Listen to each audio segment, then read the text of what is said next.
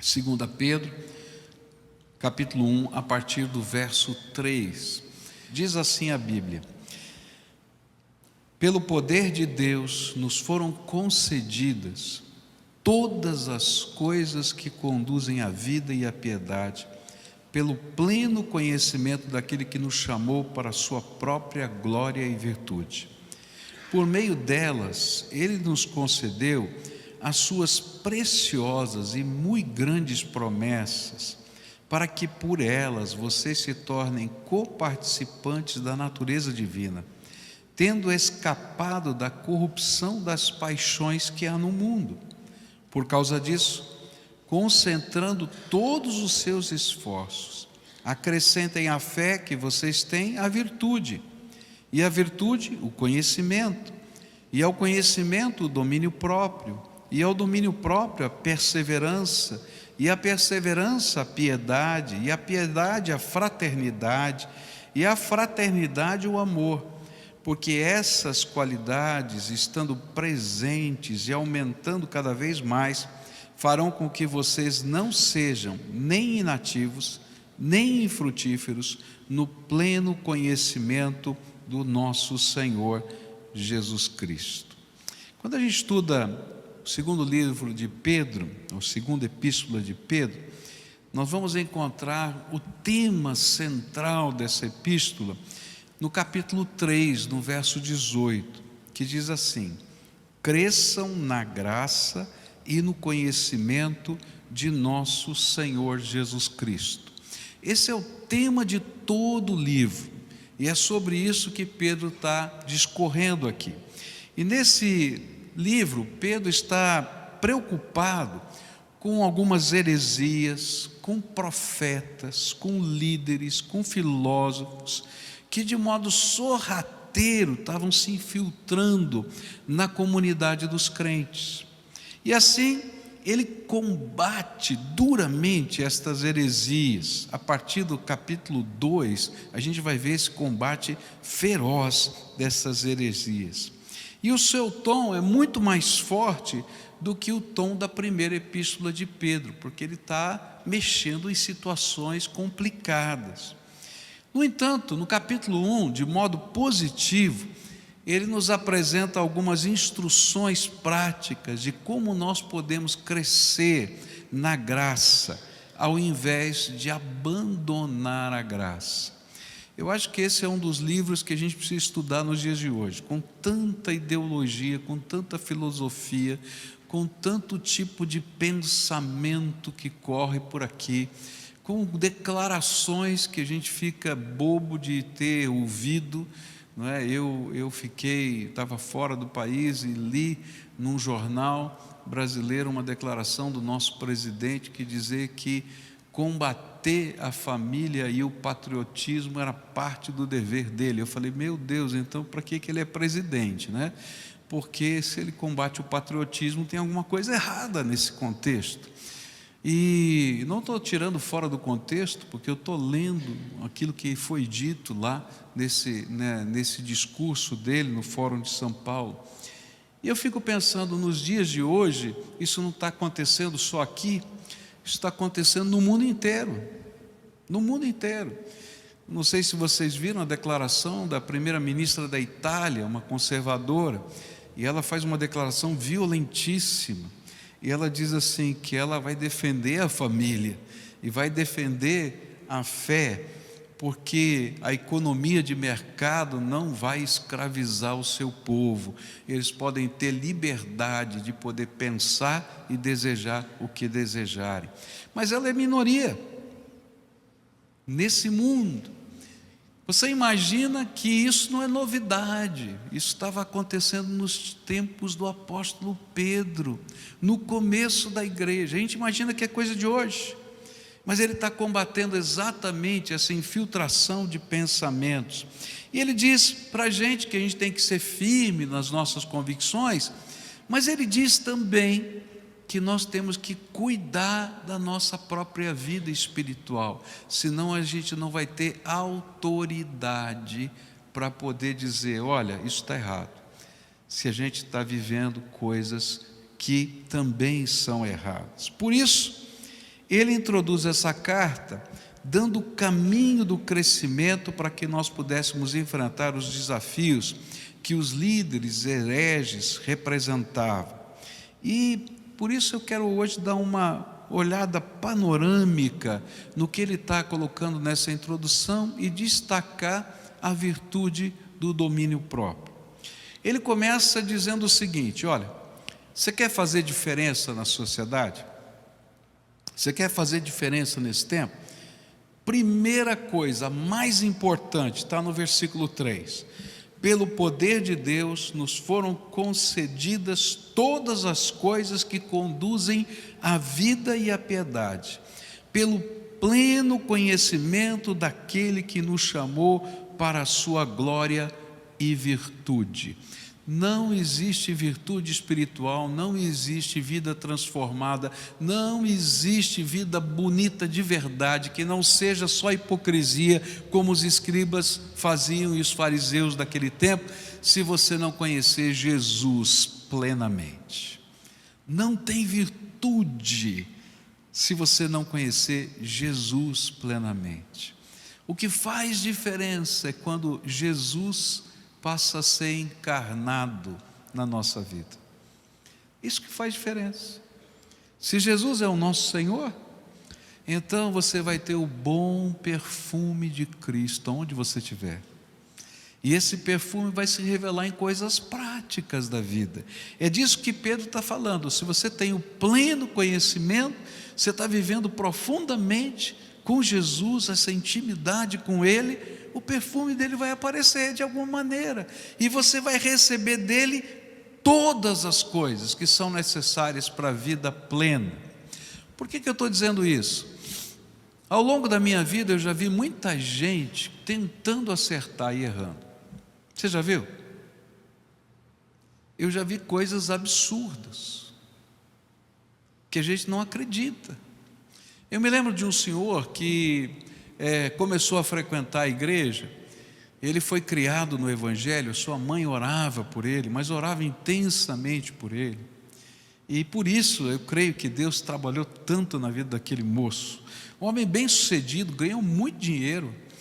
Ele tinha uma cobertura na cidade de Curitiba, num dos apartamentos mais famosos da cidade, e essa cobertura tinha 1.000 metros quadrados de apartamento, parte interna. Você imagina isso, tá? Um homem solteiro, mas um homem completamente viciado em sexo. E ele não conseguia de modo algum ter uma vida normal. Esse homem vai passar por uma série de situações, e às vezes ele vinha na igreja e dizia: pastor, minha mãe ora por mim, eu quero voltar, mas a minha vida está tão enrolada. Até o dia em que ele teve uma experiência profunda, pessoal, íntima com o Senhor, e aí, e só aí, houve poder de Deus para ele mudar de vida. Por quê? Porque a Bíblia fala que eu e você estamos escravizados por essa carne, mas há um poder maior do que o da nossa carne. É o poder de Jesus Cristo na nossa vida, e é Ele que nos transforma, é Ele que nos liberta, é Ele que faz diferença na nossa história. A gente trabalha com viciados lá na igreja, em vários projetos, e a gente fica pensando: como é que pode ser viciado em crack, viciado em heroína, viciado em tanta coisa? E eu quero dizer, Jesus é poderoso para libertar. É Ele que constrói nova vida, é Ele que constrói virtudes dentro de nós. Nós temos boa vontade, mas somos como o apóstolo Paulo. Olha só o que o apóstolo Paulo falou. Ele disse: o bem que quero fazer não faço, o mal que não quero fazer isso faço. Que miserável homem eu sou. Eu vou dizer, você também é um miserável. Olha para quem está perto de você e diz assim: miserável. Pode falar, pode, é verdade. Ai, que vergonha, mas agora você escuta também, alguém vai dizer para você: você também é miserável. É verdade.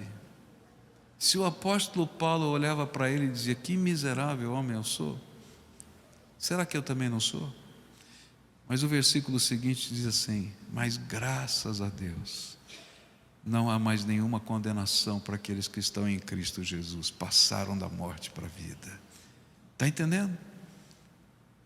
Não há virtude sem que a gente conheça plenamente Jesus. E se você está buscando algo para transformar a tua vida, eu vou dizer, o poder de Jesus Cristo no nosso coração é tremendo. E Ele faz maravilhas e continua fazendo maravilhas hoje. Pedro continua, e ele vai dizer que para a gente desenvolver as virtudes, a gente tem que se apegar a uma disciplina de crescimento. Ninguém desenvolve virtude se a gente não buscar ardentemente crescer. É assim que funciona na vida, para tudo. Se você quer construir algo de bom na sua vida, não importa em que área seja, você tem que se aplicar naquele negócio. Se você é um empresário, não adianta você botar dinheiro numa empresa e não se aplicar para fazer aquele negócio funcionar. Não é verdade? Tem um ditado, né, que diz assim, né, que o boi só engorda, como é que é o negócio? Com o olho do dono. É isso que está dizendo. Mas isso não vale só para as coisas da vida, vale para as coisas espirituais. A Bíblia diz assim: buscar-me-eis e me achareis quando me buscardes todo o vosso coração. Você quer experimentar o poder de Deus, as coisas maravilhosas de Deus? Porque Ele está dizendo, ó, tudo o que você precisa para viver essa coisa tremenda da graça de Deus, Ele já está te dando em Cristo, mas agora se aplica, busca ardentemente, com afinco. E ele diz que isso é um esforço para crescer na fé. Está lá no versículo 5 do nosso texto. Ele vai falar assim, olha aqui: por causa disso, concentrando todos os seus esforços, acrescentem a fé que vocês têm a virtude e o conhecimento. E aí ele vai dando uma série de virtudes para a gente caminhar por elas. Então eu quero dizer o seguinte: não dá para a gente desenvolver as virtudes da graça, uma vida bonita, transformadora, se a gente não buscar ardentemente em Cristo aquilo que a gente está querendo alcançar. Tem gente que acha que a vida cristã é uma vara mágica. Então vem no culto. Eu me lembro de um dia que um senhor chegou, pediu para conversar com o pastor. Eu estava lá na igreja, ele foi lá e disse: pastor, eu vim aqui para o senhor me ensinar uma oração poderosa. E eu falei assim: eu não entendi, você pode me explicar? Ele disse assim: pastor, eu preciso de uma oração poderosa, me ensina uma oração poderosa. Mas o que o senhor quer dizer com isso? A gente vê no jornal, oração poderosa para os endividados, oração poderosa para isso. Qual é a oração poderosa que o senhor pode me ensinar? E eu falei assim: eu vou te ensinar a oração mais poderosa que existe. Você quer? Claro, pastor. Recebe Jesus como Senhor e Salvador da tua vida. Essa é a oração mais poderosa que existe. Se entrega na mão dele e busca dele viver uma vida com Deus. E essa é a questão. Às vezes a gente espera que tenha alguém que vai fazer uma oração poderosa, ou que vai te ensinar uma oração poderosa, e de repente, do nada, todas as coisas vão acontecer. Eu creio num Deus de milagres. Ele faz milagres instantâneos. Eu creio que Deus faça milagres instantâneos. Mas eu creio que Deus é um Pai. E como Deus Pai, sabe como é que Ele faz? Ele diz assim: filho, estou te ajudando, mas eu quero te ensinar a viver e ser abençoado. E então eu vou começar a mexer na tua vida. Ele vai dizer: pode tentar. E às vezes, como um pai está ensinando um filho ou uma filha a andar de bicicleta, né? Quem já foi pai que ensinou a andar de bicicleta, a gente corre atrás e vai segurando, e aí a gente vai se afastando um pouquinho, vai segurando de longe, e o filho ou a filha diz assim: papai não solta, e a gente solta um pouquinho, pega, solta um pouquinho, pega. Não é assim que a gente faz? Até que ele diz: olha, você está andando sozinho, e depois ele sabe andar. Deus faz assim conosco: filho, eu vou te ensinar a andar, eu vou te ensinar a viver. Todo o poder que você precisa para viver uma vida bonita, eu vou te dar. Mas sabe, você vai incorporar isso, então você vai ter que buscar. E é por isso que Paulo, quando fala sobre esse esforço, ele compara a vida cristã àquele que é um atleta. Ele compara a vida cristã com a edificação de uma construção, ou como o trabalho de um agricultor. Ele está dizendo: olha, se você quer crescer nas coisas de Deus, tem que buscar, e buscar com esforço para crescer na fé. E aí ele vai dizer: olha, você precisa crescer na virtude, e essa palavra virtude aqui significa excelência moral. Ele diz: olha, se você não entender que as coisas grandiosas de Deus estão mudando a tua vida, mudando a tua história, e não quiser viver uma vida linda aos olhos de Deus e dos homens, não vai dar para andar com o Senhor. A Bíblia diz: sede santos, porque eu sou santo. Se você quer andar com Jesus, tem que ter o perfume de Jesus, tem que ter a cara de Jesus, tem que ter o jeito de Jesus. Quando eu era garoto, e eu chegava no período de férias, eu gostava de tomar café na casa da minha avó. A minha avó morava a mais ou menos 4 quadras da minha casa. E então eu sabia que a vovó tomava café todo dia, 9 horas em ponto. Ela não era de acordar cedo, era 9 horas em ponto ela tomava café. Então eu acordava mais cedo, fazia as minhas coisas, e quando chegava perto de 9 horas, eu ia correndo para a casa da vovó. E quando eu chegava lá, eu já sentia o cheirinho. A vovó tinha um negócio, eu não sei como é que era aquilo, uma chapa que ela colocava em cima do fogão, e ela passava manteiga no pão e torrava o pãozinho naquela chapa. A gente sentia o cheirinho lá do portão, e eu já chegava dizendo assim: vovó, está fazendo pãozinho na chapa? Ei, vem cá, vem tomar o café comigo. E a gente começava a tomar café, contar história, e eu queria terminar o café e sair correndo, porque logo depois do café tinha culto doméstico, e eu queria fugir do culto doméstico.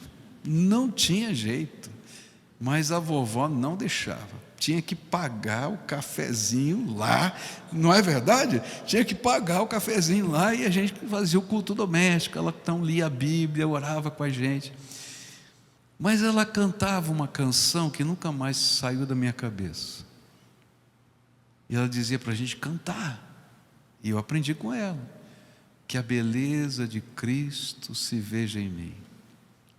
Você conhece isso aí? O hino da vovó também, olha só, tem um monte de vovó aqui, eu estou vendo, né? Que a beleza de Cristo se veja em mim.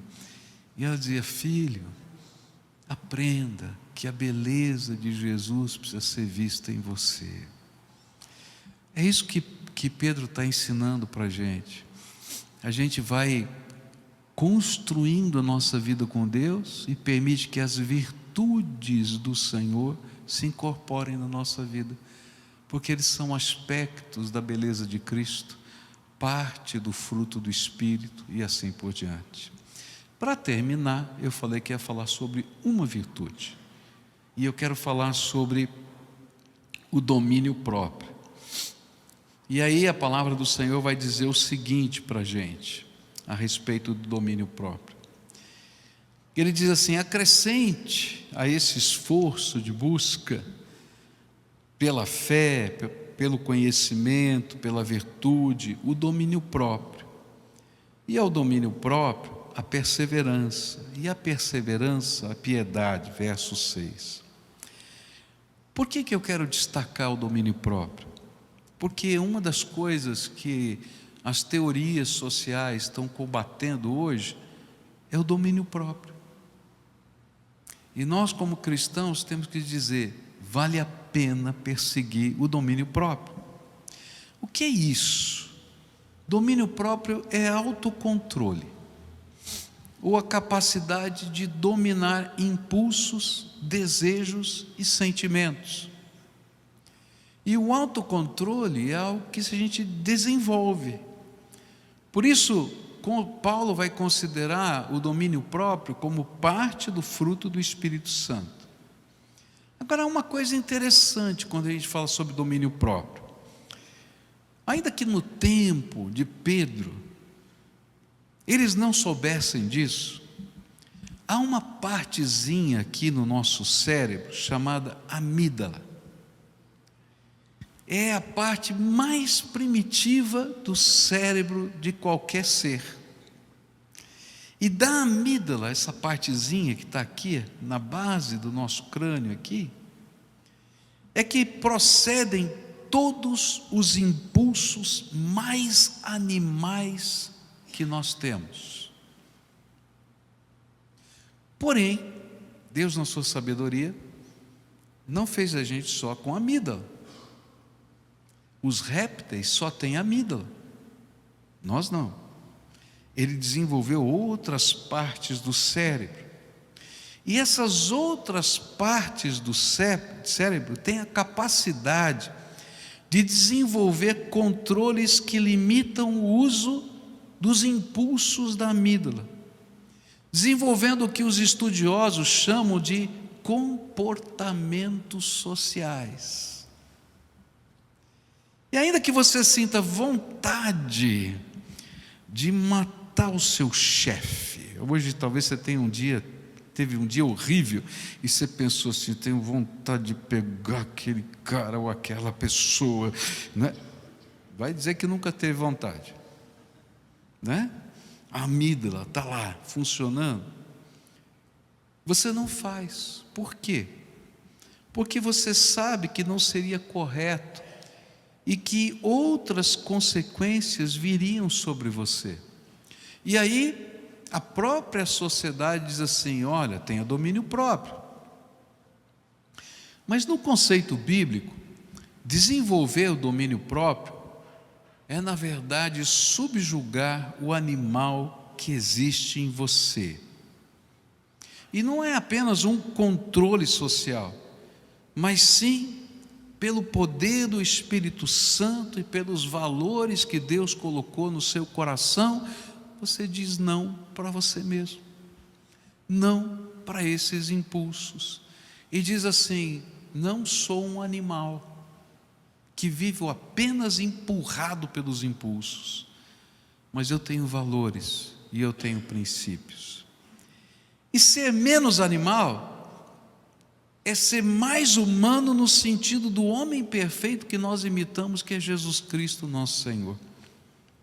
E ao mesmo tempo em que isto é uma manifestação do poder do Espírito Santo agindo em nós, é também um esforço consciente, porque eu vou ter que tomar decisões todo o tempo na minha vida. O impulso é uma motivação inconsciente. Eu tenho raiva e eu não consigo controlar, sentir a raiva. Mas a Bíblia diz, não se põe o sol sobre a vossa ira. Eu tenho desejos.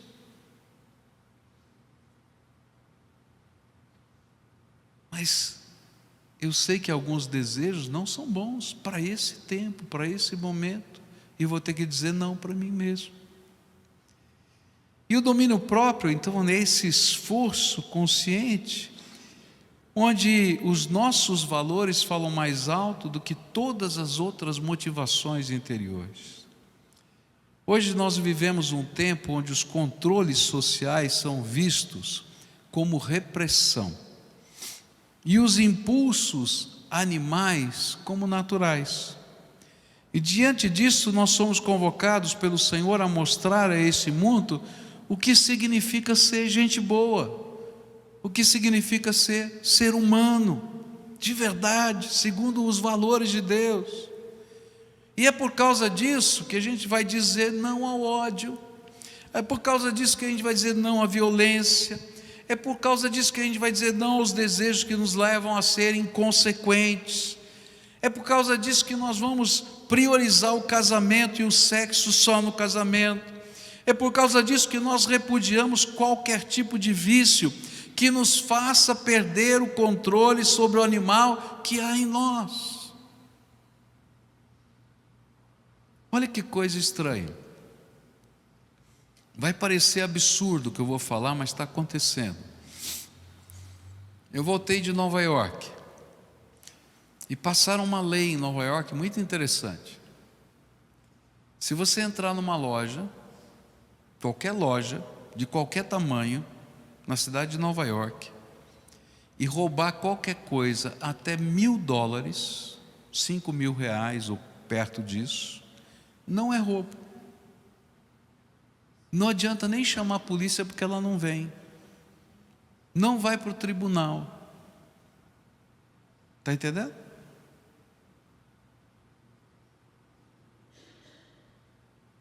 Diante disso, as lojas em Nova York têm todas as prateleiras, especialmente as populares, todas trancadas à chave.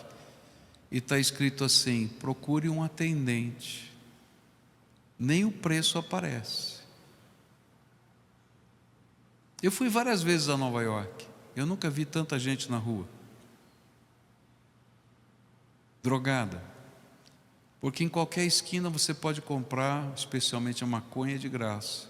Ou de graça, sem qualquer prescrição da lei. A gente estava tomando um lanche, comendo um cachorro quente na rua, eu e minha esposa.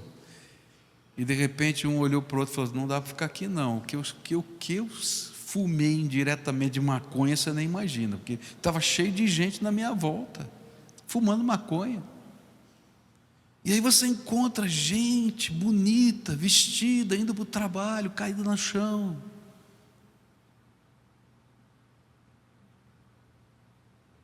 O ano passado, em maio do ano passado, eu fui a São Francisco. Já tinha ido outras vezes. A mesma lei passou lá em São Francisco. As mesmas leis. As ruas principais da cidade de São Francisco pareciam uma Cracolândia. Sabe aquelas que você vê lá da Cracolândia? Por quê?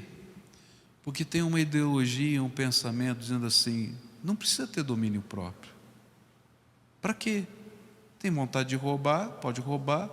Não use de violência, até $1.000 é permitido. Não é maluco isso? Mas esse é o mundo que a gente está vivendo. Agora, como é que a gente combate esse mundo? Vivendo uma vida tão bonita, mas tão bonita, que as pessoas olhem para a gente e digam assim: por que você vive assim? E você vai olhar para o alto e dizer: porque um dia Jesus entrou na minha vida, porque Ele me dá todo o poder que eu preciso para ser diferente, porque Ele me faz humano e eu não preciso seguir o animal que está dentro de mim. Tem um animal dentro de você, feroz, mas você não precisa ser dominado por ele. Jesus é aquele que nos liberta, que nos dá valores, nos dá princípios e que faz a vida da gente diferente. No ano de 1992, eu fui visitar a Índia e conheci uma mulher singular, uma cristã singular. Ganhou o Prêmio Nobel da Paz, Madre Teresa de Calcutá. Alguém já deve ter ouvido falar dela. Uma senhora baixinha, desse tamanho assim, toda enrugadinha, firme. E aquela mulher, ela, na cidade de Calcutá, era respeitadíssima. No país inteiro, a porcentagem de cristãos era de 1%. Na cidade de Calcutá, por causa daquela mulher, era 12%. As pessoas largavam os doentes na rua, pessoas para morrerem, porque as famílias não tinham como cuidar, nem o que fazer. E aquela mulher saía na rua para cuidar deles. E um dia, numa entrevista, Um jornalista da CNN perguntou para ela: Madre Teresa, por que a senhora fez uma opção pelos pobres? Ela olhou bem firme para o jornalista e disse: eu não fiz uma opção pelos pobres, eu fiz uma opção por Jesus, e Ele, como meu Senhor, me mandou cuidar dos pobres. É bem diferente. Aquela mulher marcou aquela cidade porque ela entendeu que as virtudes não existiam apenas para o fim social, mas porque ela tinha um compromisso com Jesus. E por causa de Jesus, ela podia fazer diferença em qualquer lugar da terra. As pessoas vão ver você por aí e talvez olhem para você como louco, reacionário, como alguém que está vivendo no século passado. E se falarem isso, não se preocupe. Olhe para cima e diz: eu fiz uma opção por Jesus, e vale a pena. E a história vai mostrar para a gente. Se você estuda a história, você vai ver que toda civilização, porque isso não é novidade, já aconteceu nos tempos de Pedro, já aconteceu nos tempos da Roma antiga, já aconteceu nos tempos da Grécia antiga. Toda civilização que abandona os valores e os princípios mais simples, instituídos por um Deus Todo-Poderoso e dados como bênção para toda a humanidade, esses impérios caem por terra, porque a vida fica insustentável. Mas aqueles que andam com o Senhor atravessam os impérios, cruzam as ideologias e continuam. Suas palavras, seus atos, seus gestos são registrados na história. Suas marcas fazem diferença, porque eles descobriram que não precisam seguir o animal que está dentro deles, mas eles seguem as virtudes da graça de Deus na sua vida. Eu fiz uma opção por Jesus, e você? Eu fiz uma opção por Jesus. Nem sempre é fácil, nem sempre vão colocar um tapete vermelho para você e aplaudir você por causa dos seus valores, mas vale a pena fazer uma opção por Jesus em todo e qualquer lugar, porque o tempo vai mostrar que valor permanece, cultura passa. O tempo e a eternidade vão mostrar que vale a pena seguir Jesus até o fim, porque eu vou passar a minha eternidade com Ele. E alguns não vão chegar lá, porque a Bíblia diz que o justo juiz vai julgar todas as coisas.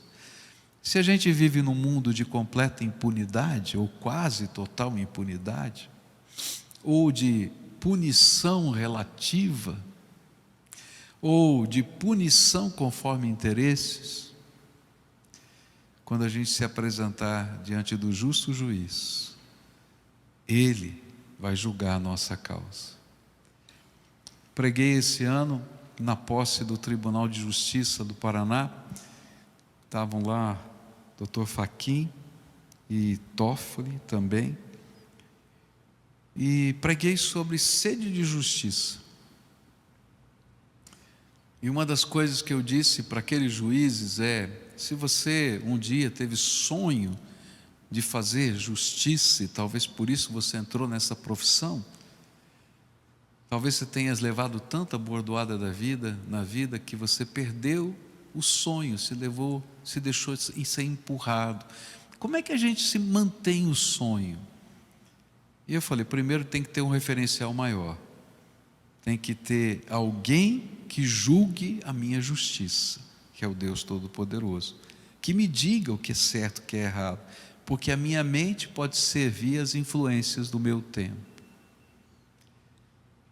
Mas eu tenho que lembrar que uma das razões pelas quais eu devo manter a minha vocação e o meu sentimento é porque os senhores juízes já têm um julgamento marcado, e o justo juiz vai julgar você, e naquele dia não tem habeas corpus. O Senhor vai determinar o seu juízo eterno. Então prepare-se para encontrar o Senhor teu Deus. É isso que a Bíblia diz.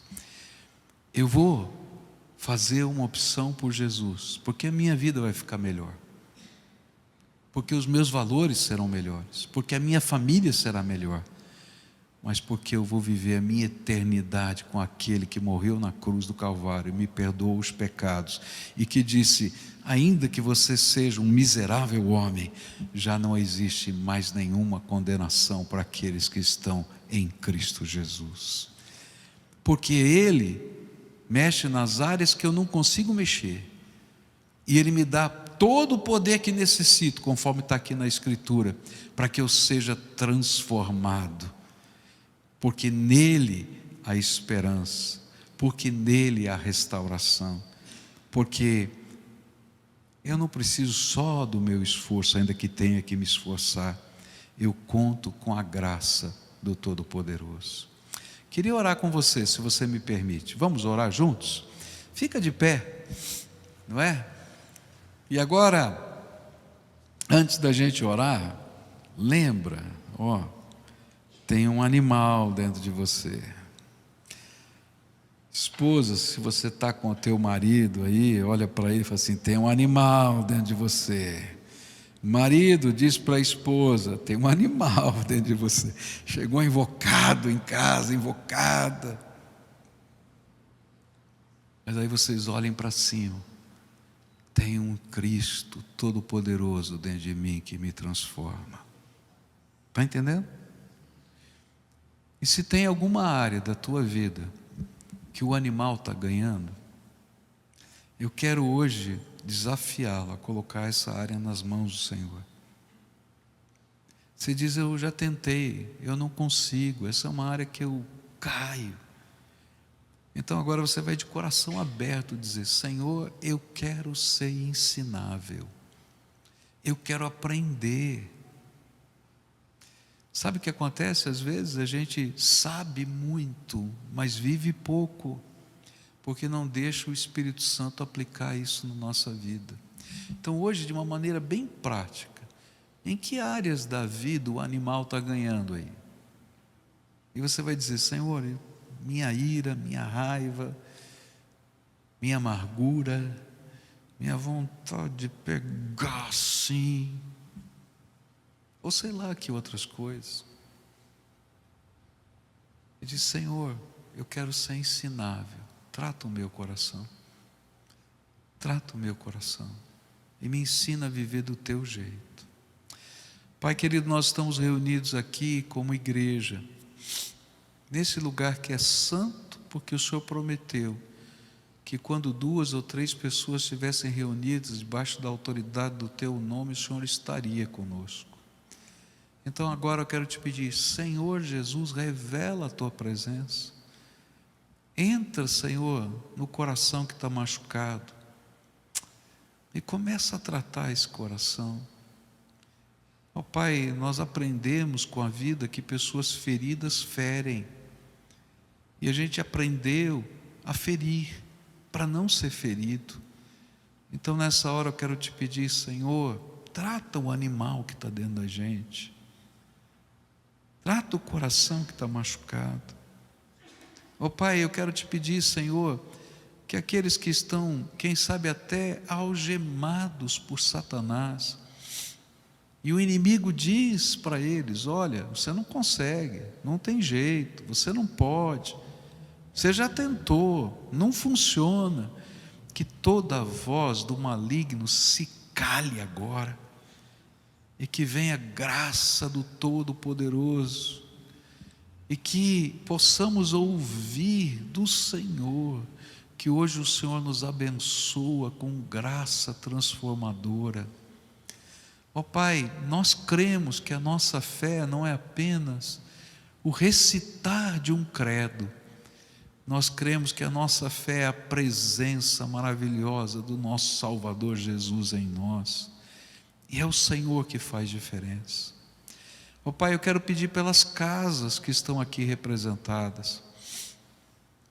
O Senhor ensinou uma coisa tão simples, que toda vez que a gente entrasse numa casa, a gente pedisse uma coisa: que a paz do Senhor esteja sobre essa casa. Pai, tem muita casa que não tem paz, porque o Senhor não tem a autoridade que não foi concedida ao Senhor de morar nessa casa. E eu quero te pedir, Senhor, entra nessa casa, entra nessas vidas e faz milagres, Senhor. Ó Pai, como aquela canção que a gente canta às vezes, como Zaqueu, que subiu naquela árvore: entra na minha casa, entra na minha vida e faz um milagre em mim. Ó Pai, que o bom perfume de Cristo esteja sendo exalado em cada coração aqui, pela misericordiosa graça do Senhor. É aquilo que eu oro em nome de Jesus. Amém e amém, Senhor.